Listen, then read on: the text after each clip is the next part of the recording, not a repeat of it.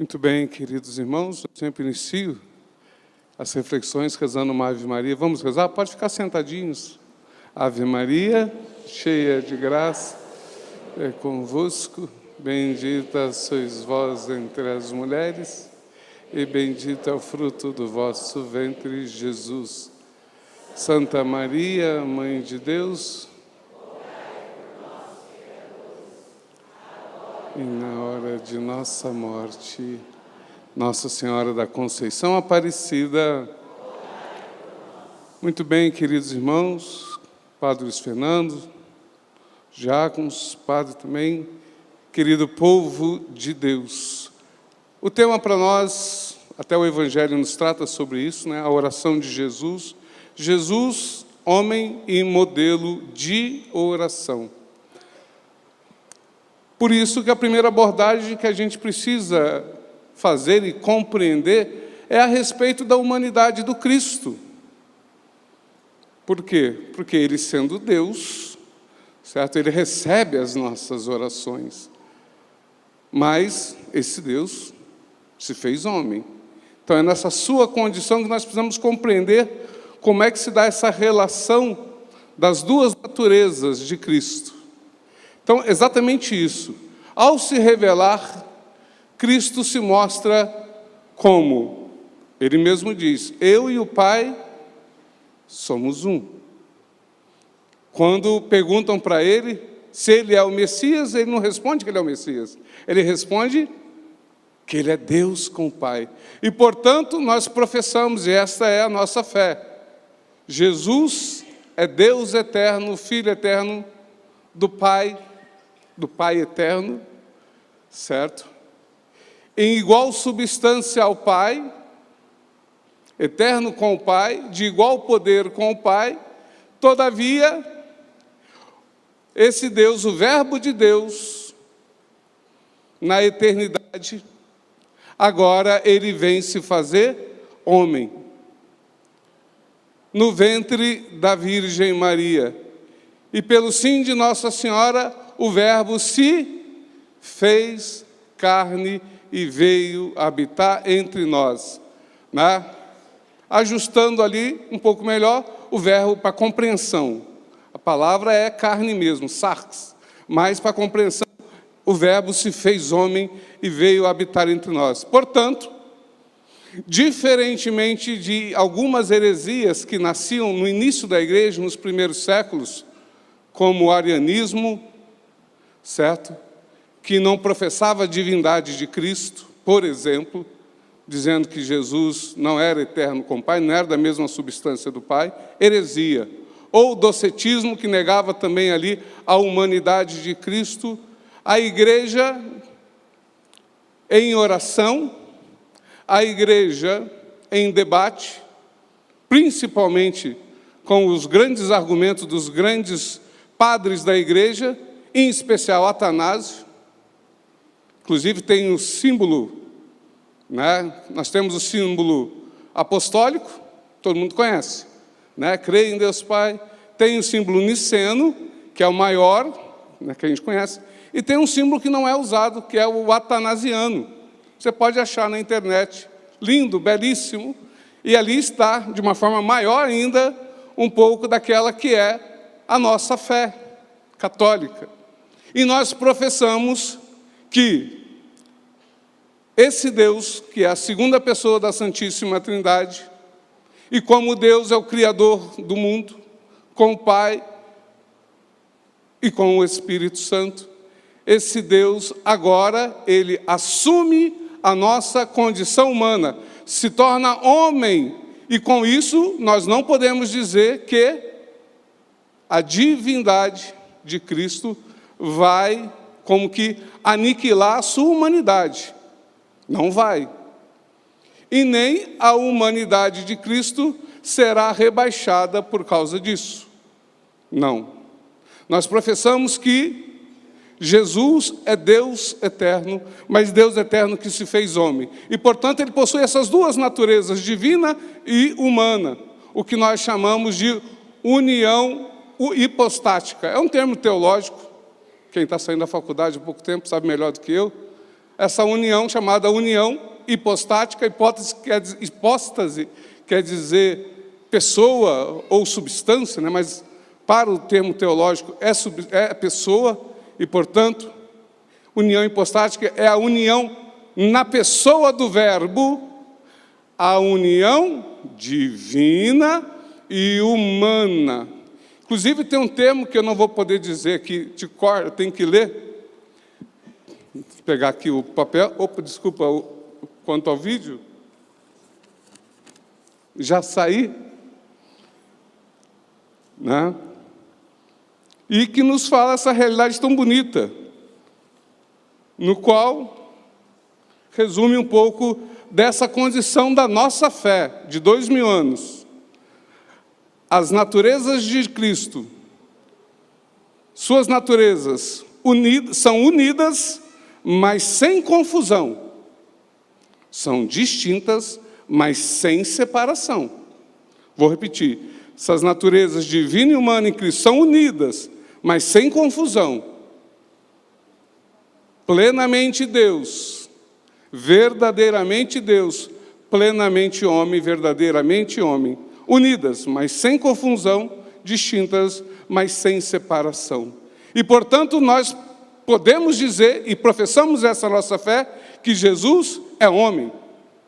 Se fez um de nós na nossa natureza humana, e porque Ele assume a nossa natureza humana, é que Ele pode nos salvar. Né? Ele não assumiu uma pessoa, Ele assumiu uma natureza. Então, aí está a nossa verdade de fé, proclamado nos concílios antigos da igreja, se não me engano, Calcedônia ou Nicéia, se alguém puder me ajudar. E que nós professamos, Ele é perfeitamente Deus, perfeitamente homem. Um termo que eu gosto de usar é 100% Deus, 100% homem. Né? Perfeitamente Deus, perfeitamente homem. Por que isso é importante? Certo? Por quê? Porque nós estamos hoje falando do Cristo, o homem e modelo da oração. Porque enquanto Deus, na sua realidade divina, o que as pessoas faziam, algumas pessoas, quando chegavam diante de Cristo? Se ajoelhavam. Ajoelhar é uma condição de quem está ali adorando. Né?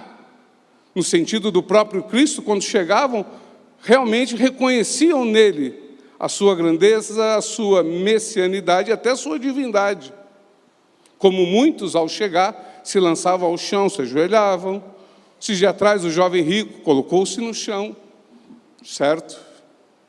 Só que, na sua realidade humana, e elas são perfeitamente harmônicas, aí sim, o Cristo, o Filho de Maria, certo? Que é Deus eterno, tudo bem, nunca pode separar uma coisa da outra, mas o Filho de Maria, nele havia a necessidade.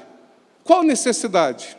Bom, homem, necessidade de ser trocado quando era bebê, de amamentar, né, de ser amamentado, de receber o leite da mãe, a necessidade de aprender a ser alfabetizado, aprender a ler, ou ele nasceu pronto? Não. Ele não rompeu em nada a nossa condição humana. Ele viveu em tudo a nossa realidade humana, menos o pecado. Então, tudo que nós passamos, teve medo, é claro, se angustiou, chorou. Gente, isso é a nossa condição humana. Né? E é dentro dessa realidade humana que o Cristo necessitava da oração. Porque na sua união hipostática com o Pai, sim, Deus, mas na sua condição humana, inseparável na natureza, mas na sua condição humana, né? Ele não ia sair voando, de repente se arrebatar aos céus e tudo mais, não. Lucas, no capítulo 5, vai dizer que Jesus saía muitas vezes a sós para orar. Certo? E o próprio Lucas, que é o evangelista que vai mostrar bem essa realidade tão bela. Os evangelistas mostram, mas Lucas mostra de forma muito plena. Cristo, Jesus, como um homem de oração, que diante da realidade das grandes decisões, como o evangelho de hoje, Getsêmani, o que Jesus estava fazendo antes? Rezando. Quando escolheu os discípulos, o que Jesus está fazendo antes? Brincando? Não, estava rezando. Havia uma necessidade dele receber na sua humanidade. Por isso que o próprio Cristo fala que precisa ser entendido. O Pai é maior do que eu. Em qual realidade? Na divina? Não, na sua realidade humana. Porque ao assumir a condição humana, ele assume também o limite humano. Tinha que crescer, o corpo passar por maturação, como todo ser humano, certo? Tudo igual a nós. Então, havia essas necessidades, porque Cristo não ia romper, explodir para mostrar a sua divindade. É claro que ele fez isso em outro momento, certo? Quando sobe ao Monte Tabor. Mas é preciso a gente compreender, e ele mostra isso como uma pedagogia para nós. Ele precisava, porque ele queria estar unido ao Pai, receber a luz do Espírito Santo, as graças necessárias, certo? Para tomar as decisões certas, mas entenda bem que, diante dessa realidade da sua humanidade, ele também mostra ser um homem de oração como uma grande pedagogia para nós. Em outras palavras, o que Jesus está querendo dizer? Olha para mim, olha para o meu exemplo. Sendo Deus, eu orei por vocês, como ele orou por Pedro. Sendo Deus, mas mesmo assim na minha realidade humana, eu rezei, e várias vezes, em todos os momentos principais, e não nos principais somente, em todos os momentos, Jesus estava em oração para mostrar para a gente que sem a oração a gente não sobrevive na fé. Esse é o grande ensinamento. E aqui, já pulando para Santo Afonso de Ligório, a condição para a nossa vida de fé, para que a gente sobreviva, viva, cresça, e seja realmente ali, nos aproximamos de Deus cada vez mais, é a nossa condição orante. Não somente com aquela oração, vai dizer Santa Teresa d'Ávila, né, a condição da oração vocal, mas principalmente também a oração contemplativa, porque não adianta nada as minhas palavras sair da minha boca, se antes elas não saírem do meu coração. Da onde que nasce o desejo? Por isso que existem orações e orações. Santa Teresa também vai dizer, mais vale, cuidado com o que eu vou dizer, não interprete ao pé da letra, mais vale uma Ave Maria rezada de todo o coração, que rezar centenas de Ave Marias da boca para fora. Porque quando a gente reza, o nosso coração, os nossos sentimentos, as nossas emoções, os nossos desejos, até mesmo as nossas lágrimas, ou a nossa alegria, ou enfim, a gente precisa estar pleno naquele momento. Buscar realmente ter uma intimidade. Pega o Evangelho de Mateus, quando Jesus vai ensinar os discípulos a orar a oração do Pai Nosso, antes ele vai dizer, olha, a gente, no início da quaresma, a gente aprende, né? Entre no teu quarto. O que é entrar no seu quarto? Entre dentro de tua alma. Fecha a porta. Fecha a porta quer dizer, deixa as coisas de fora, para fora. O teu Pai já está lá. O Padre José Eduardo, na homilia dele, fala isso. Entenda bem, ele já está lá te esperando. Quando você entra, o Pai já está. Quando você fecha a porta, quer dizer, tira, né? Esqueça daquilo que está lá fora. Volte-se para Deus. Né? É como que se fosse um templo. O seu quarto, que ele está dizendo, é a nossa alma. é o nosso coração. Entre dentro de você. Entre nessa realidade divina, no qual você contempla e compreende que nós somos habitados. Que esse Deus a quem eu rezo não é um Deus distante. Isso é verdade. É um Deus do sacrário, da sua presença eucarística, casa de Deus, é verdade. Mas esse templo é a nossa alma. Quando nós nos colocamos diante de Deus, nós percebemos que nós somos habitados por essa presença divina. E, portanto, Jesus nos mostra não somente Ele como um modelo de oração, isso quer dizer que precisamos rezar, que sem oração, se Ele mostrou tantas vezes isso, quer dizer que sem oração, nada. A gente não agrada a Deus. E que a gente precisa não somente rezar muito, mas principalmente rezar bem. Aí está a diferença na nossa vida. Aprender a rezar. E aí a escola dos santos nos mostra muito disso. O modelo no próprio Cristo. A própria oração do Pai Nosso, ela vai dizer o catecismo da Igreja Católica, ela é a síntese de todo o Evangelho. Desde que essa oração realmente, ela seja uma oração, eu digo isso muito quando eu estou na hora da comunhão, as nossas orações precisam ser uma oração compartilhada, partilhada, unida, uma oração de encontro. Quando eu rezo a Deus, não é assim? Quantas pessoas tem nesse momento? 2, eu e Deus. Não sou eu e as minhas vontades somente. Aliás, diga-se de passagem, a oração, como é que Jesus ensinou o Pai Nosso mesmo? Eu esqueci. Pai Nosso, que estais...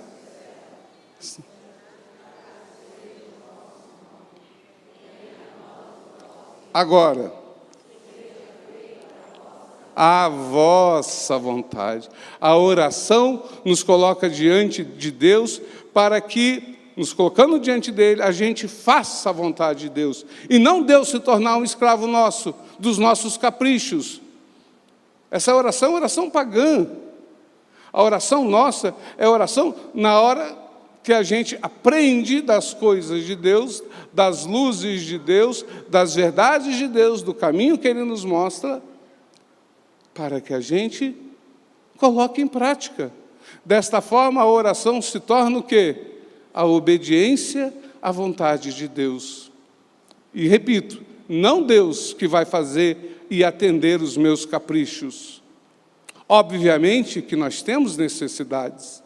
Quantas vezes Jesus ensinou a pedir, como aquela viúva que incomodava a necessidade de pedir? Sempre. Havia um juiz, não temia ninguém, e havia uma viúva que incomodava esse juiz. Esse juiz dizia, não tema nada, não tema ninguém, mas porque essa mulher está me incomodando, eu vou atender a sua vontade. E Jesus conta essa parábola para dizer para nós que nós devemos incomodar a Deus. Mostrar, não que Deus não saiba do que a gente precisa, porque quando a gente já começa a oração, Deus já sabe o que a gente precisa. O problema é o seguinte, sou eu que muitas vezes não quero, ou o meu querer é um querer que não quer. O que é um querer que não quer? Eu quero, mas eu não faço esforço. Eu quero ser médico, mas eu não vou estudar. Eu quero ser padre, mas eu não vou rezar. Eu quero ser engenheiro, mas não vou aprender matemática direito, não quero. Como que eu vou fazer?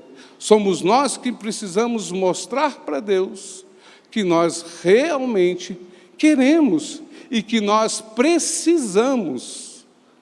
Então, incomodar a Deus é dizer, está vendo, Senhor? Eu quero mesmo, Senhor, eu preciso. E aí vem um outro ensinamento de Jesus, na verdade, da carta de São Tiago. Vós pedis, mas não alcançais, porque não pedis bem.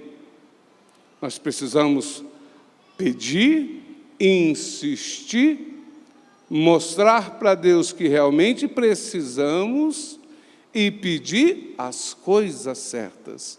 Ah, Senhor, me dá um carro novo, uma moto, aquelas motos bem possantes, né? Onde meus cabelos vão ficar ao alto, assim, né? Balançar, né? Olha que maravilha. Será que é isso que Deus quer para você? Será que isso realmente é uma necessidade especial, prioritária da sua vida? Essencial para a sua vida? O que nós precisamos? Segundo as nossas condições materiais, precisamos de trabalho.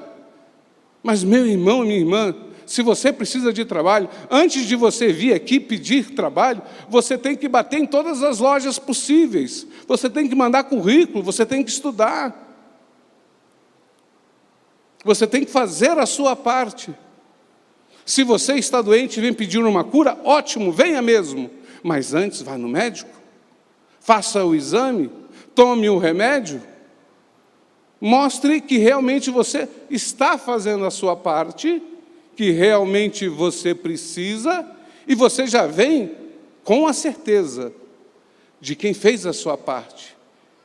E aí sim, a vontade é de Deus. Sim, Senhor. Aquilo que Tu queres e como queres, eu quero também. E aprender a conformar a nossa vontade à vontade de Deus. Eu já rezei muito, pedi, estou pedindo a coisa certa. Não é egoísmo da minha parte, mas eu quero me conformar à vontade de Deus. Se assim for, Senhor, amém. Porque tenha certeza disso, mesmo que eu esteja entrevado numa cama, eu estarei saudável. Porque o maior bem nosso não é somente o bem físico, é principalmente o bem da alma. E qual é o bem da alma? É ser cheio do Espírito Santo. Por isso, peça graça, mas peça bem. E pedir bem é pedir os dons que Deus nos dá. E principalmente, sermos cheios do Espírito Santo. Sintetizando tudo isso, o Senhor é modelo de oração para nós, pelos seus gestos e ações, pela sua vida e exemplo, pela sua grande pedagogia, pelo seu ensinamento, ao nos ensinar a oração do Pai Nosso, ao nos ensinar que nós devemos aprender a estar na intimidade com Deus. Entre no seu quarto, lembra? Aprenda a fazer isso, gente. Certo? Quando você está na casa, lá no seu quarto, na sua cama, ali é um santuário. Ali é algo muito semelhante ao próprio sacrário. Uma presença divina e humana. O Deus e a gente, como no sacrário. Você de joelho diante de Deus. E aprender a realmente incomodar a Deus, mostrar e provar para Deus, não que Deus precisa, somos nós que precisamos mostrar para Ele que nós realmente precisamos. Última coisa, pedir bem, pedir as coisas santas, conformar a nossa vontade à vontade de Deus, se esta é a vontade de Deus. E eu termino recordando aqui uma passagem, uma vez eu vi na televisão, um padre lá de São Paulo, Padre Eugênio Frei, eu acho. História muito bonita da vida dele. Alguém conhece? Né? E aí, lá no Cabrini, programa do Cabrini e tal, não sei o quê. Inclusive uma pessoa, não sei se dessa cidade, que nesse programa, estava com câncer nas costas, na coluna. E essa pessoa foi curada. Raio-X, o Cabrini viu o raio-X do exame dela, estava com câncer, uma mancha escura na coluna.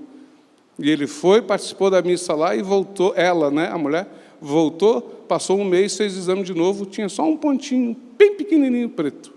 Mas o que eu queria contar sobre o Frei Eugênio foi que o Cabrini, fazendo uma entrevista com uma das mulheres que ajudava lá, uma senhora, o Cabrini disse: mas você tinha um esposo, eu fiquei sabendo que seu esposo morreu.